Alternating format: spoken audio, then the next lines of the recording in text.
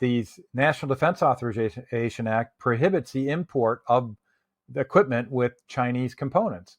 And lo and behold, we know that Dominion voting systems, for example, their ImageCast precinct, 48% of their components comes from China. Technically, they never should have been allowed in the country. So now we got to start enforcing it, and you can enforce it in arrears. And Democrats acknowledged this before the 2020 election. They said they put out a report saying 20% of all the components for our electronic voting systems are coming from communist China. And they raised a big concern about it then. They were very quiet about it after November 3rd, though.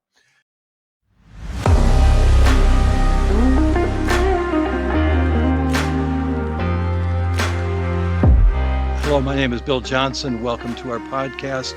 Finally, a decent podcast. And it's just such a joy to have Pat Colbeck with me today, as Pat is recognized by so many people, certainly in West Michigan area and around the state of Michigan and far beyond. That truly, Pat is one of the spiritual warriors that we have seen as an individual that means to do right, and not just constitutionally, but before the presence of God. And we just thank you for that, Pat. And so I'd like to have this time be one where we are updating people like myself that are attentive to what's some of the situations there are, even in relationship to the very recent trial with Mike Lindell. There's lots of questions that are upon the minds of many of us. So I'd like to start with this first question. I'd like to talk about the court decision and seemingly, Pat, absolving Mike Lindell from the clutches of the Dominion voting system. But I know at the same time he has to pay a fine as well, as I understand. So help us to understand that, if you would, please. Well, first of all, a little bit background on the trial. So Eric Coomer, who was a senior executive with Dominion Voting Systems, he was in charge of product development and security for Dominion. He sued Mike Lindell for defamation, and that resulted in the Coomer v. Lindell trial. It was tried in civil court. And unlike a lot of these trials, these defamation trials that you've seen for like Fox News and Newsmax and others, Mike said, I'm not settling. We're going to trial, and I want it to be a jury trial. And so instead of paying $787 million, Mike ended up him personally being cited for $440,000. But here's the end game. Here's what the actual verdict was from the jury. And even though it's pitched as Coomer v. Lindell, it's actually Eric Coomer sued Mike Lindell. He sued MyPillow, and he sued Mike's now defunct television channel, if you will, platform, a media platform called Frank Speech. And now Mike has Lindell TV, and Frank Speech is no more. But those are the three defendants. And the big revelation in the jury verdict was that MyPillow was not culpable in any way, shape, or form. So that's what Mike is really excited about. They were not found liable in defamation by the jury in any way, shape, or form. There were $0 in damages associated with it. And why that's a big deal is because the lawyers for Dominion and Smartmatic were in the room, and they've got a multi-billion-dollar lawsuit that's pending against MyPillow. And so if there would have been grounds for defamation against MyPillow in this case, it would have hurt Mike's chances in those other lawsuits. And also, this is a big victory for free speech from a perspective of MyPillow got dinged by Eric Coomer supposedly for providing a promo code that was tied to defamation around him. And what it shows now is that these media channels, like Lindell or like Fox News and stuff, they're not going to be held liable anymore for the any products that are being advertised, for the comments of the owners of the products that are being advertised on their platform. So that's what Mike was really excited about. And now they did find Mike, the jury did find that Mike issued 2 defamatory remarks, one before the lawsuit was filed, and the other the day after the lawsuit was filed, which you can kind of anticipate that Mike wasn't too pleased about getting served after it was all said and done. And bottom line is, even in the first example, Mike was just amplifying or repeating what one of the other people that was on the show was saying at the time. And to this, I mean, prior to this trial, I honestly don't believe Mike even knew who Eric Coomer was. So that's the strange part about all this. So it never, frankly, this thing never should have gone to trial. If you actually look at the original filing, there are over 150 statements of what they call fact. I wouldn't use that term to describe a lot of it. And out of the 150 plus citations in that filing, only one dealt with a defamatory remark by Mike Lindell in a case that is pitched as a defamation case. So, guys, this was much bigger in the eyes of Coomer and crew than a defamation case. They were trying to use it as a way of making an example out of Mike for talking about the 2020 election. And Mike's lawyers focused specifically on the defamatory element of it, and the fact that instead of, Dominion or Eric Coomer wanted a $60 million judgment or settlement, and the fact that they only got $440,000 from Mike and another 1.9 or so, 1.9 million from Frank's speech indicates that in a certain respect, Mike was vindicated on that front, because there was no malice. They didn't find any malice whatsoever, and I can tell you, somebody who knows Mike pretty well, there was no malice against Eric Coomer. Mike just wants these machines gone, and that's his focus. And he will be appealing the ruling so we can get rid of all that stuff. The jury instructions issued by Judge Nina Wang were ridiculously biased. I mean, there was not one statement of fact that was revealed by the defense issued in favor of, in the jury instructions. It was all spurious allegations of the plaintiff. And just to give you a couple examples of things that weren't allowed in the statement of facts, is that, Coomer had messaged his brother saying, "All righty, time to shake that money tree. We're going to take down the pillow guy." And so there's malice, but it wasn't on Mike's part. It was on Eric Coomer's part. And there's other derogatory remarks that I don't want to use that he is on. I mean, pretty foul character, Eric Coomer, foul language repeatedly used, including about Dominion software. He had some pretty clear opinions about how secure, or rather I should say insecure, these Dominion voting systems were, and he was the head of security. And all Mike was saying, we can't trust these machines, we need to get rid of them. And Mike essentially said in public what Eric Coomer, their head of security, was saying in private. It was just ridiculous. So we think Mike's got good grounds for overturning the verdict because of the jury instructions. I mean, the judge, in giving the guidance to the jury, actually accused Mike of defamatory statements. She was leading the jury already on that front, which before they go into deliberation. So that's kind of a no-no. You're supposed to let the jury decide whether or not there is defamation or not. And in essence, the judge was, as they say, leading the witnesses. So we're hopeful for that. And bottom line is, my pillow is safe, and that's what Mike is most concerned about with all of his employees. Mike is kind of one of those guys that you can beat him up as much as you want, just don't touch his employees or my pillow or anything like that. So it's very, very helpful, Pat. In terms of Mike Lindell, one of the things that I really would like to have you speak into is, Mike is very forthright about giving his testimony, and he he's had some years of um, great negativity. I mean, he'd be the first one to note that, and even that came through in the trial. I mean, he basically laid out his testimony, and I think that because of the fact of, there's the effects of a lifestyle like that over the course of years, that he's a bubbly kind of guy, greatly enthusiastic and strong-willed and very vocal. So some people can wrongly judge him, but you as his chief operating officer, I don't know if that's your right title or not, but you have been his right-hand man, and you're an individual that would be very careful about who you would stand together with in that regard. And I'd like to just have you speak a few minutes into who is Mike Lindell. Yeah, well, number one, he's fearless. And number two, he honestly feels called by God for this particular moment. If you listen to him testify why he is as passionate about the election fraud as he is, it's because it's not about getting Donald Trump into office. That's what everybody tries to mischaracterize it as. It's that he sees what is happening to our country through the use of these machines and how it's taken away our fundamental freedoms. And ultimately, Mike is a freedom fighter.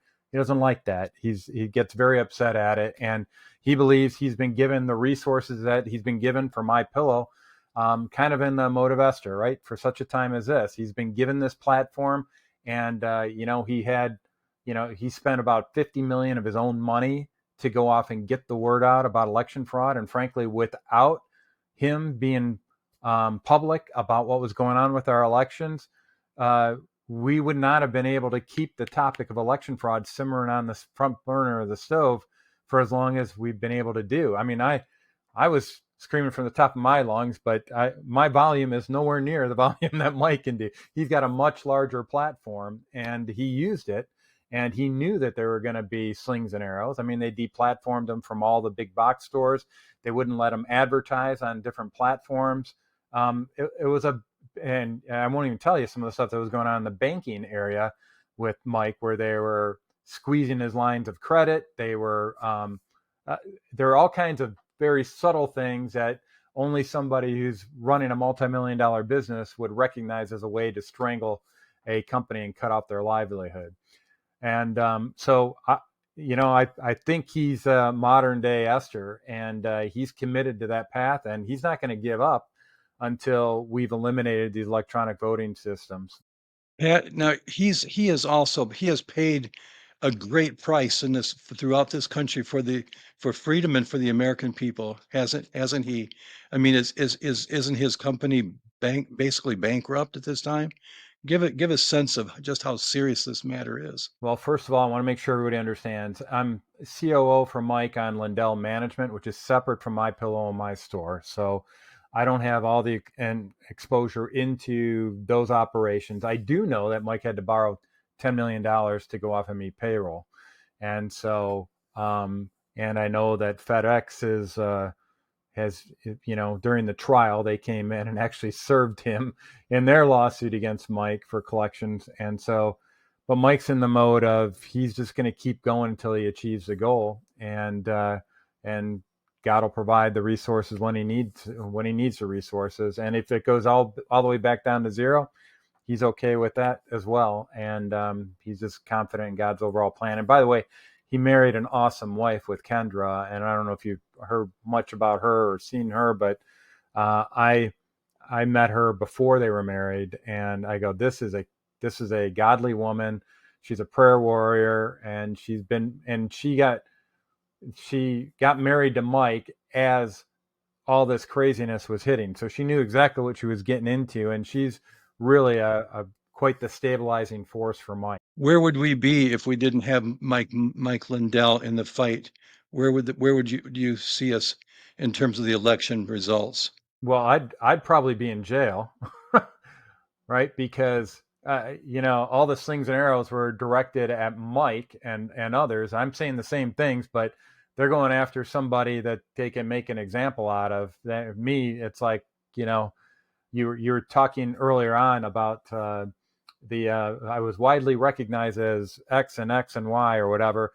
The problem is I'm not really that widely recognized. When I ran for governor, only 15% of the voters knew who I was. So I still had 13% of the vote, so that's good, but that's a pretty good percentage. But I'm nowhere near as recognized as the pillow guy, as they say, and so he took a lot of the slings and arrows that would have been used on the lower echelon folks like myself, and so that's appreciated. So and he's tenacious about it. He doesn't care what they do to him. He's literally fearless, and and which is what we're called to do. God didn't give us a spirit of timidity, but one of power, love, and self-control. Along with the fear, though, and or the strength against the powers that be against him, he would come up with different strategies. You know, when there was a weakness or a need here, he would come up with a response to that on many different fronts. Just name a couple of those. Yeah, if you go to electioncrimebureau.com, essentially that's what I got to do for Mike. I got to convert all of his ideas and strategies into actions. And so there's a variety of things. We had petitions to go off and get rid of the machines that were sent out to people all across the country, and we were tracking that. We've got hand count training that's going on. We got Linda Rance out of Cause of America. She's been doing a great job of prepping it. So once we do get rid of the machines, here's how you go back to counting ballots, and here's some good methods to do that.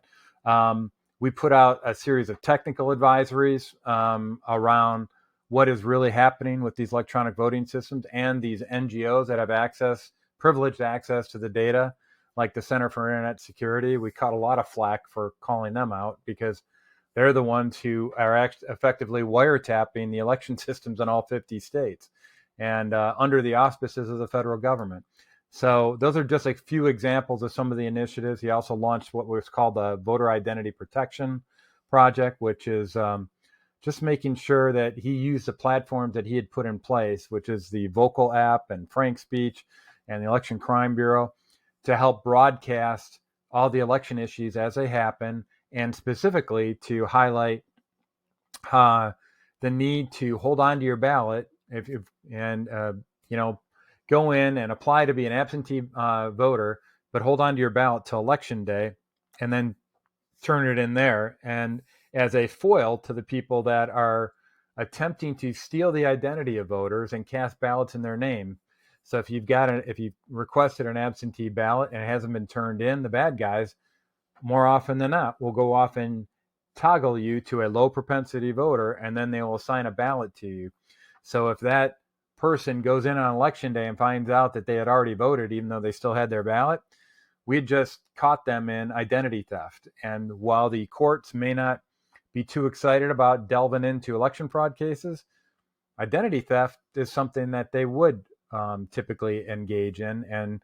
And so a lot of people are talking about what laws we need to go off and change, and Mike has definitely advocated on that front before. But really, it comes down to enforcing the laws that are already on the books.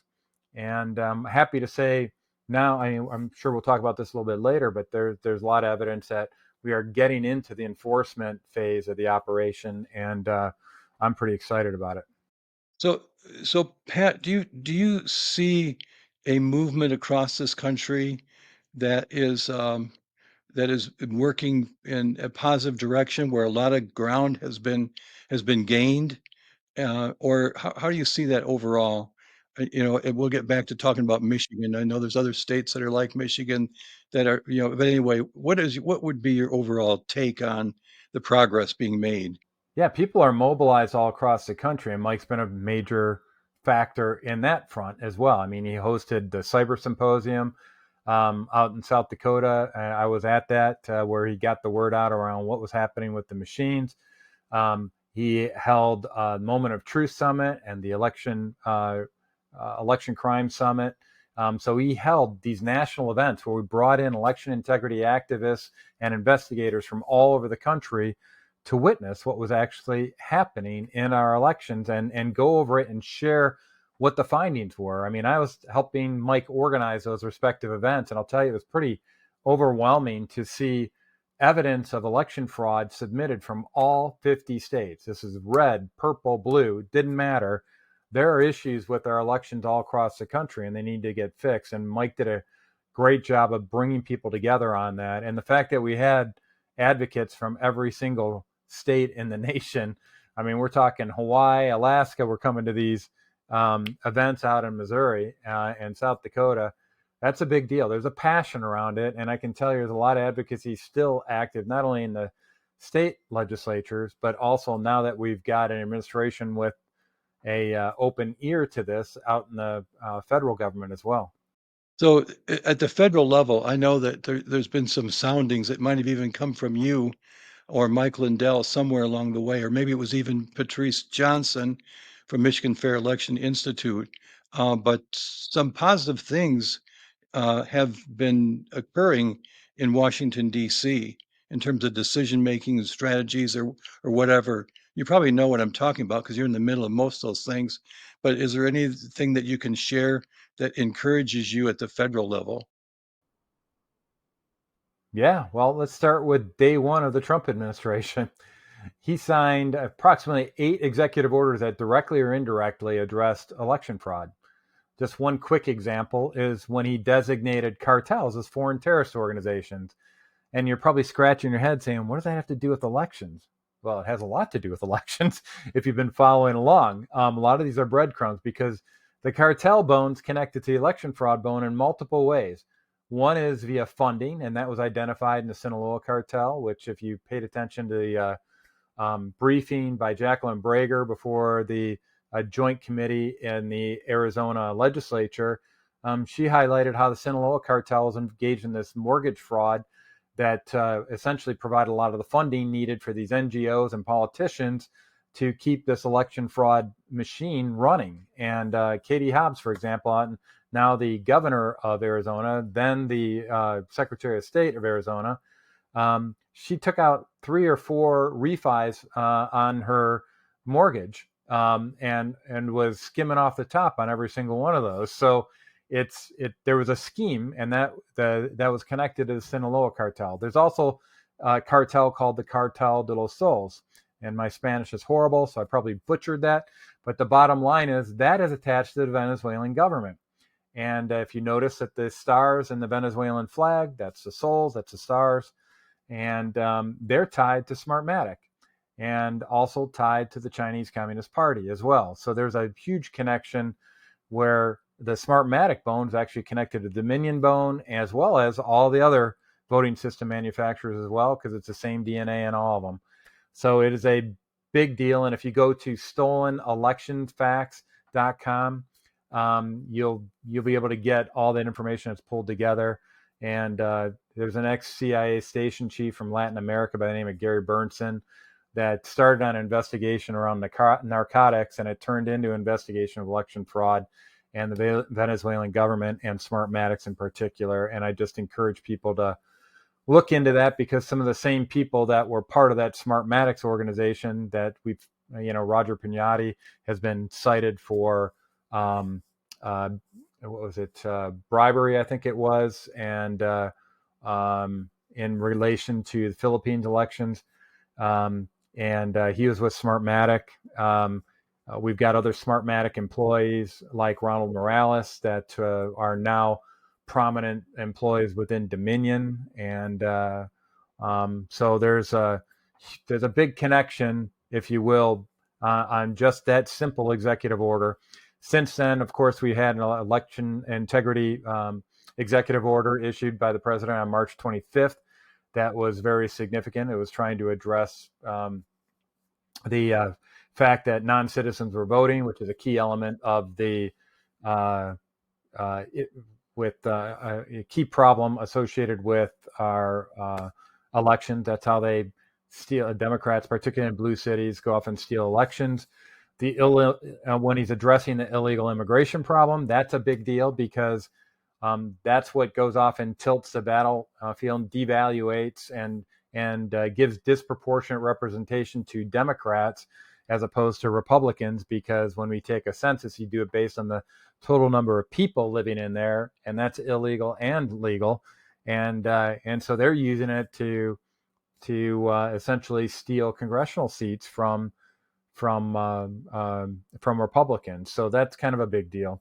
Also, there was a lot of executive orders targeting the woke agenda inside the federal government. And if you paid attention to any of the planning for the real insurrection before the 2020 election, Millie Weaver has a great collection of undercover whistleblower videos of these leftist organizations with employees and contractors within the federal government. They all had their pronouns on their Zoom chats with them, that were all pushing the actual insurrection. So when Trump is going after them and purging that from the federal government, he's purging a lot of the folks behind the fraud in the 2020 election. And so That's something that doesn't jump out unless you actually know what we're looking for. And I can tell you that there's a big connection between the pronoun crowd and election fraud. These guys were actually putting out tactical maps of Washington, D.C., identifying where all the police stations were. They were running simulations on who's going to break into government buildings, who's going to break the windows. And so they were planning what happened on January 6th before the election. And that information was given to the FBI, and the FBI did nothing. So there's a big purge going on right now internally. That's kind of a big deal. So those are just some of the things that are happening. And recently we had DNI Tulsi Gabbard go out and highlight that there's evidence that the electronic voting systems have been compromised and have significant security vulnerabilities. Kash Patel just came out recently and talked about how the Chinese government seeded the U.S. with fake driver's licenses and with the intent of subverting our elections. And just out of coincidence, the same day he released that, I got a FOIA response back from the state of Michigan that dealt with a report on the state's qualified voter file called the Online Voter API Status Report. And it highlights that organizations, NGOs like the Rock the Vote, were trying to push registrations into the qualified voter file, but they were having issues because they couldn't match to any legitimate driver's licenses. So in other words, they identified the demand for what China is actually supplying. And I've also got some friends up on Facebook and social media that have shared the fact that there were, unfortunately, some churches were actually being used as a distribution node for a lot of these fake IDs and fake birth certificates that were used by people to cast fake votes. So it's all tying together now. China's right very much in the center of everything that's going on. Venezuela's very much in the center. And if you dig into Dominion, thanks to the efforts of Attorney Stephanie Lambert, who is a counsel for Patrick Byrne, and also Sheriff Darleaf, we now have a treasure trove of Dominion internal emails that highlights that we had Serbian nationals that had access to U.S. election systems during our elections. That's no good, guys. Anyway, and it highlights that the Dominion CEO John Polis committed perjury during his testimony before the Michigan Senate on December 15, 2020. And myself and some state representatives have gone off and filed criminal complaints against John Polis for those perjurious statements. And the state didn't do anything about it, but now we're going up through the federal route, and maybe we can hold some of the state officials that refuse to hold them accountable themselves for willful neglect of duty. So we're going to see where that goes. But there's a lot of good stuff that's coming together right now. And once again, I'm going to go back to my friend Mike Lindell. And by the way, if you want to help Mike, go to MikeLindellLegalDefenseFund.com. I've still got to update his website right now. I just got access to it. So after we get off, I'll be updating it. But, he needs support going into this appeal process. He's still got a lot of legal fees to pay on this. And but if it wasn't for Mike, keeping the topic of election fraud in the public consciousness. Absolutely. That's a great overview. Now, in terms of the electronic voting machines, Dominion and so forth, there's so much negativity now and exposure for the fraud that they represent. Despite all of that, I think one of the great concerns of the citizenry, and I'm sure you recognize this yourself, is that there can be these wonderful reports and positive decisions that are being made, but we're still looking for deeper investigations and prosecutions. Without those prosecutions making example of them, we're not going to be able to disable those machines. And I wonder what your thoughts and Mike's thoughts are in regard. Are we getting closer to that? Yeah, there's a couple different pathways to getting rid of the machines. One is by criminal investigations and getting rid of the folks that have engaged in sedition using electronic voting systems to subvert voter integrity. The other path is actually something that's already in law right now. It's just a matter of enforcing the law in that context, and that deals with the FY19 and FY23 National Defense Authorization Act, and it prohibits the distribution of federal funds for the purchase of components and systems found in critical infrastructure components. And thanks to Barack Obama, right before he left office, he designated elections critical infrastructure components. So these National Defense Authorization Act prohibits the import of the equipment with Chinese components. And lo and behold, we know that Dominion voting systems, for example, their ImageCast precinct, 48% of their components comes from China. Technically, they never should have been allowed in the country. So now we got to start enforcing it, and you can enforce it in arrears. And Democrats acknowledged this before the 2020 election. They said they put out a report saying 20% of all the components for our electronic voting systems are coming from communist China. And they raised a big concern about it then. They were very quiet about it after November 3rd, though. And so I think there's already an enforcement mechanism in place. And if you read between the lines and actually read the lines in some of Trump's executive orders, you will see references to our customs folks who are charged with enforcing import-export controls. And in particular with Kristi Noem and DHS, there's an element of that some of Trump's executive orders have zeroed in on that particular area. And there's some other executive memorandum that are related to that, like Trump calling for an investigation of CISA, which is the Federal Cybersecurity Infrastructure Security Agency. That's where Chris Krebs was the director of that, famously said that the 2020 election was the most secure election in American history. Well, Trump fired him and called for an investigation into CISA, got rid of all the security clearances. So that's kind of that little rabbit trail goes into looking at the internet connections for these machines, which is undeniable. They were connected to the internet, even though I got blasted for making that assertion when I was at the TCF Center in Detroit. Heck, I'm a certified Microsoft small business specialist. I know when it's connected to the internet. They're not pulling the wool over my eyes. But for saying it, I got lambasted and was told I was not credible by Judge Timothy Kenney, who then retired after making that statement. So there's a lot of stuff going on that front.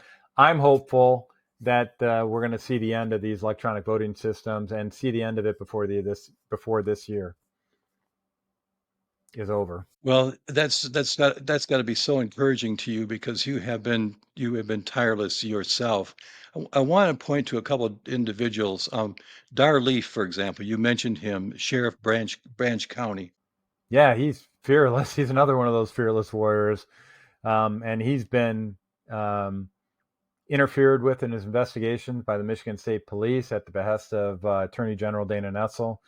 They actually stole some of his evidence from him, which is a no-no in law enforcement circles. But you know what? He's worked with Attorney Stephanie Lambert to share a lot of very damning information that frankly undermines the integrity of the Michigan Senate report that was put out by Senator Ed McBroom, Senators John Bison, and Senator Lana Tice. It shows how unprofessional that report really was, because they never dotted the I's and crossed the T's.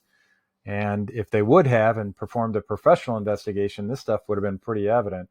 And Dar Leaf is exposing it for the whole world to see. I mean, you can see the Dominion internal communications. I mean, they're talking about the active internet connections, the communications with their Serbian office, with their Canadian office, this is during the American elections. So you can't, there's no way that they can state with in any honesty that foreign actors were not engaged in our election. And there's some other indications that China themselves were engaged in this as well, because what they would do is they would try to hide the fact that some of these voting systems had Chinese components by assembling them in Taiwan. Then it would have a made in Taiwan label on the outside package, but the Chinese government is famous for inserting backdoors onto their motherboards to allow for tapping into systems. And most recently, I think people have probably seen that these inverters that they provide with their solar panels, they can be hacked and people can tap into them. And that's a backdoor that the Chinese government put in place. So there's a lot of connections around these machines that are just getting more and more play now. And Sheriff Leaf was instrumental in lending credibility to this, and he's got letter after letter to President Trump, to Representative Jim Jordan, and to other folks in DC, because literally we have no sounding board here in the state of Michigan outside of one bright spot, which is the Michigan House, which Speaker Matt Hall and has put together a very good team. We're now in the majority for Republicans in the Michigan House, and they're listening. They're not sitting by idly, and I appreciate it. Yeah, that is encouraging, isn't it? I would like to also, the state representative we have in Newaygo County, Joe Fox, is on the Oh, Michigan. Joe is awesome. Yeah. Just give him a big hug for me next time you see him. He's been stalwart. That is encouraging. I'm so glad that he found the way into that committee, the Election Integrity Committee. And I know that he's a truth teller, as you are. Also, I think that a lot of people need to have an awareness of of Patrice Johnson and her powerful organization over there in the little town of Stockbridge. Tell about some of what is the significance of what they have been doing over these years and the momentum that's been building through them, not only in Michigan but statewide. Yeah, Michigan Fair Elections started out as Pure Integrity for Michigan Elections, and I was attending some of their early meetings where they had maybe a couple dozen people, and now they've grown to, I think, 2,000 statewide. They're a force to be recognized, and they are um, literally one of the most professional organizations I've seen. I think they're key moment from my perspective where I said these guys are the real deal, and they've developed into a world class election integrity organization was when they notified the Election Assistance Commission that they had a supplemental audit report that they would provide to the EAC. Now, just so you know, the Election Assistance Commission is responsible for certifying all the electronic voting systems. They also are responsible per statute in the Help America Vote Act in verifying the compliance of all the states with all the statutes and provisions of the Help America Vote Act. And the Election Assistance Commission did a whitewash evaluation of Michigan around those grants. But the guys at Michigan Fair Elections, one of them was a previous auditor, and he knew all the terms. He knew how to put together a professional report, did an extremely professional addendum to the EAC's report that, frankly, if it was read, would have been grounds for clawback on all the HAVA grants, because Jocelyn Benson, Michigan Secretary of State, was not complying with the provisions of that grant whatsoever. So that was my, kind of first realization that they're for real. And their forte is working with our legislators. They're not as radioactive as somebody like me, for example, because I'm calling out different aspects of what's going on. They are much more collaborative. They're working with people across the board, and I really appreciate what they develop into. But they're not alone. There's a lot of other good organizations that are out there. We've got Fani Montravati with Check My Vote. We've got Tim Vetter with DEEP. We've got Election Integrity Force as well.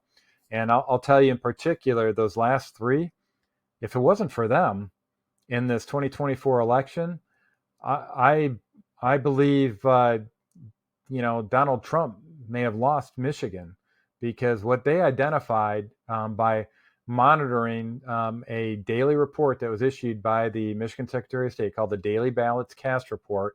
They were monitoring the status of this report during the lead up during the early voting period of the 2024 election. And what they were noticing is a increasing number of illegal ballots being cast where it culminated, I think, on October 28th. There were 125,428 illegal votes cast. And they brought it to the attention of the Michigan Secretary of State. We broadcast it out on social media, make sure everybody knew about it. And sure enough, the next day, that was back down to one illegal vote. But I truly believe these, I call them meddling kids, were responsible for catching Jocelyn Benson with her hand in the cookie jar. And if it wasn't for that, there were about 125,000, maybe more, illegal votes cast in the 2020 election, which, by the way, was only decided in favor of President Trump by 80,000 votes. So that would have been enough potentially to tilt the battlefield. So I think Benson and crew know that we're watching them now, and you can see it because now they're withholding access to this information that had been provided previously, because now we caught them. They haven't provided any good explanations for any of that. Everything that they put out, frankly, is fraudulent. Their explanations on this is deception. It's a lie, and we're going to catch them in it eventually. And I think we've already got a lot of the evidence in support of that, but we don't have time to go into that right now. But these organizations were instrumental in preventing the theft of the 2024 election, and so now she's withholding access to that information. Thankfully, though, we've got some friends in the legislature that I think are going to hold their feet to the fire and make sure that she gets it out. Having said that, they're denying access to information for the Michigan House, right? They submitted a subpoena for all the training materials that they were using to instruct the clerks, and she refused to provide a full response to that request. And just so you know, this isn't some just trivial exercise that the Michigan House has executed. Jocelyn Benson's been found in violation of the law. She's issued unlawful guidance to clerks by 7 different courts have ruled that. So the Michigan House has a responsibility to go off and check her math on what she's instructing our clerks to do. Because when a clerk receives this guidance from the Secretary of State, they're assuming that it's in compliance with the law. And what we found and what the courts have found is that Benson doesn't care about the law. Matter of fact, in the O'Halloran v. Benson case before the Michigan Court of Appeals, Jocelyn Benson's own attorney, Heather Meingas, testified that Jocelyn Benson only follows the laws that she agrees with. And if you don't like that, you can sue her. That's what she said in testimony. Now, she lost 3-0 in that case. She lost in Court of Claims previous to that. But Jocelyn, you got to admire her persistence. She appealed to the Michigan Supreme Court. And while her case, that O'Halloran v. Benson case with her as a defendant, was before the Supreme Court, she issued a quote-unquote donation of $82,500 to Michigan Supreme Court Justice Kyra H. Bolden. That certainly looks like a bribe to me. And it turns out that a couple months after after that money was deposited in Justice Bolden's campaign account, Justice Bolden issued the majority opinion in favor of Benson, overturning previously unanimous defeats for Benson. That certainly looks like bribery to me, and that's one of the claims that's highlighted in the articles of impeachment that were filed by Representative Jim DeSantis. But I've filed papers with the Attorney Grievance Commission citing this as bribery. They ignored it. I had to appeal it to the Supreme Court. Of course, they ignored it. I filed a complaint with the Judicial Tenure Commission. All indications are that they're ignoring that as well. That would disbar and get rid of Justice Bolden for accepting the bribe. So there's a lot of corruption in Michigan. But as much as it's corrupt in Michigan, we still have that window of hope with the Michigan House. And if we're looking for prosecutions and justice, we now, in the wake of the 2024 election, thanks to the efforts of all these meddling kids all across the country, we have a federal government that is now responsive to the truth and the rule of law again. And we have that mechanism, that avenue for justice available. And like we were talking about earlier, I think there's significant evidence that the wheels are in motion for that justice train, moving down the tracks right now. Yeah, that's incredible, really, to see the activism that is taking place. And in our work years ago, in terms of opposing obscenity and working in local communities and so forth, and over in the eastern side of the state, it just seems so dead, over in that area. But there's a great deal of activism over there, and Yeah. I think that one of the things that's really impressed me was and I'd like to have your comments on Wayne County. Because you were basically, in the middle of all that when those vans came in 3 o'clock in the morning, bringing in all those fraudulent ballots.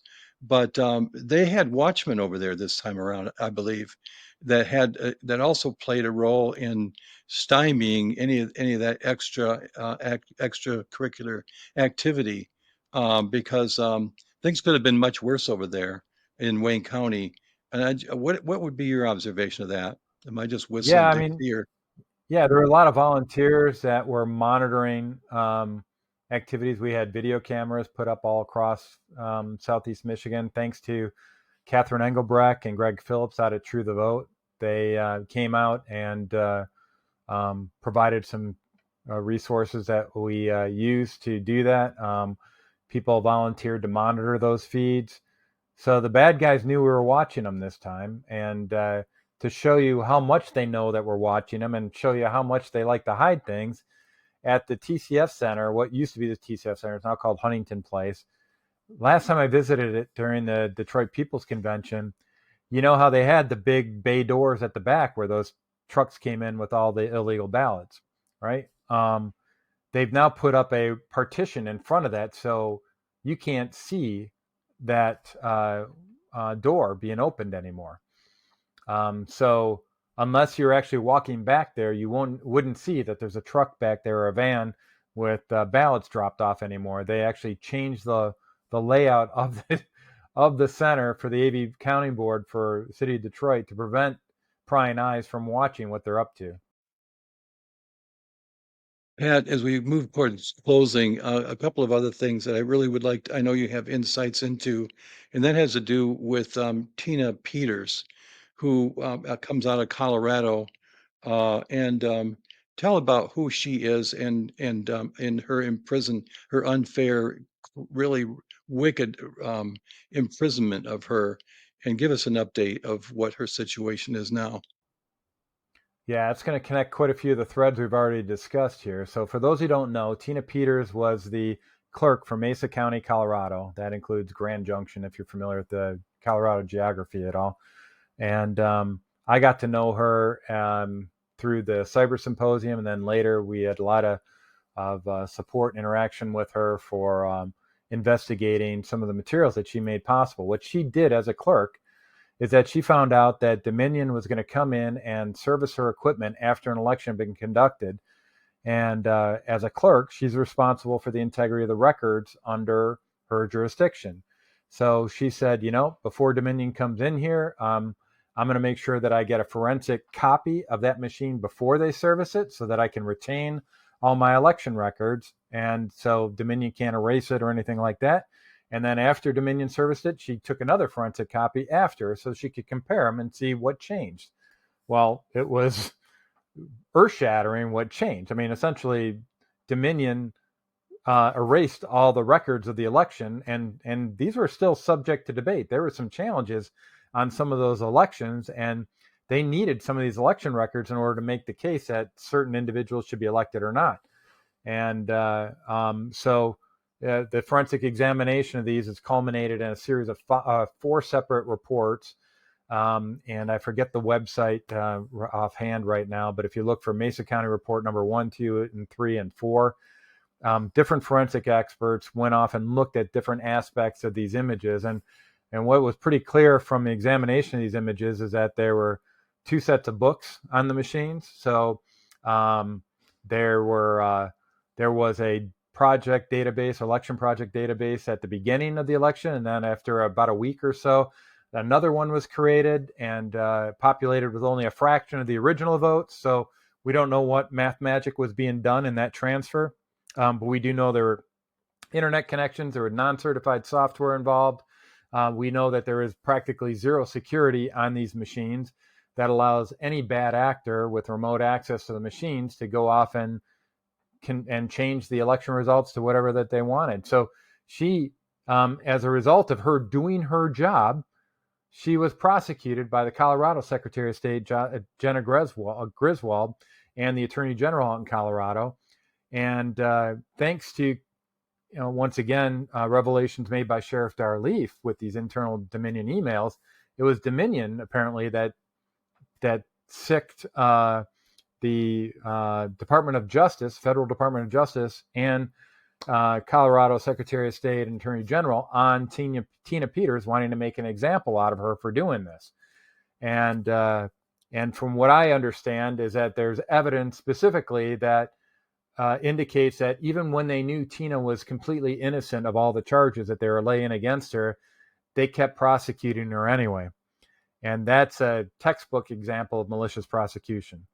And so what's happened since that point in time is particularly with the revelation of this evidence and other advocacy efforts, such as Mike Lindell's advocacy effort on Tina's behalf. He's met with the president a couple times since in the wake of his election. And what we're seeing is that the Department of Justice filed a statement of interest in the appeals case that Tina submitted. She was in Colorado. She was found guilty of election machine tampering, and something else, and given an immensely way disproportionate sentence of 9 years in prison. She's a Gold Star mom, 70 years old. This is ridiculous what they're doing. They really are trying to make an example out of her. So the Department of Justice, when Trump got in, issued a statement of interest in the appeals process. So the federal government is now involved. They're investigating all the evidence that's being provided by folks like Sheriff Leaf into whether or not there were indeed grounds for malicious prosecution. And if depending on where this rabbit trail leads, there is a possibility that President Trump could get involved and exonerate her, even though it was tried in the state. And typically it would be Governor Polis of Colorado that would have to issue a pardon on this. If the Tina Peters and her defense team can make the case that there were bad actors in this state of Colorado in all levels of government that were responsible for malicious prosecution, I'm being told that there may open up an avenue where she could have the case examined in a federal context, and that would open the door potentially to clemency from President Trump. So there is hope on that front. This gets into some very complicated legal arguments that me as an aerospace engineer, we can talk laws of physics, but this other stuff, it's beyond my pay grade. All I know is that they've made a logical connection now from this state trial. They found a way to bridge that to the federal level. And when you bridge it to the federal level, now you've got our allies in the federal government that can now engage and hopefully make a difference and get Tina out of there as soon as possible. I heard her health was failing. Is that just is there validity to that? Do you know? I think for a while she had COVID, if I'm not mistaken, but I think she's better now. And she's been on a lot of podcasts. She sounded pretty good the last time I heard her. So she's been able to. She gave a video deposition in the Mike Lindell trial. So I didn't get a chance to see that because it was all the judge issued a gag order on the discussion of what happened there. So only the bad guys could talk about the case. He's definitely another hero, though, of the faith as well. So how is Mike Lindell, as we are going to close in the next few minutes? Mike Lindell, is there a possibility that he'll be able to get advertisements back on the big box stores anymore? So that he can help to raise back some money to help bring back his employees and so forth. That's what he's working toward. And if you go to right now, if you go to lindellplan.com, you can see the press release, and Mike is really pushing on that front right away. Once I get about an hour or so after this podcast, I'll have it up to date on Mike Lindell Legal Defense Fund.com as well. But I encourage folks on that line, if you want to help Mike with that legal defense, please donate. There's a Give, Send, Go account there. If you givesendgo.com/Lindell, it pops right up. But Mike does need that financial support if you can provide it. So, Patrick, I know this is a question that is probably pretty obvious to those of us that are that know you quite well. But what is it that where does your ability to withstand and stand therefore come from? My wife and I's favorite song is from a musical group called I Am They, and it says, "My feet are on the rock." And that's the difference. That's how you weather the storms, right? And you don't really know how deep your faith is until you've weathered the storms. And I'm becoming more and more convinced that you become sanctified through suffering. It's when life is all easy peasy and you don't face any of these headwinds, well, you're not growing. You're not growing in your faith. You're not having your faith tested. And when we get in these trials, they're not easy. They're not pleasant. But when you get a chance to look back and look at some of the, as my devotion a couple days ago said, when you look at these spiritual markers, you go, wow, God is good. Yeah, I mean, you know part of my story on this, right? We had for 3 years after the election, we had no regular paycheck. I had no idea where money was coming in because I was working full time trying to expose what was going on in the elections. And then a couple of years ago, Mike hired me as a COO, essentially paying me to do the same thing that I've been doing for free previously. So if you're if you're faithful to God, He is definitely faithful to you. And the one thing I can say with absolute certainty is that not one of God's promises has ever failed. He's never, ever, ever let us down. I wish I could say the same thing about me letting Him down. That's not the case.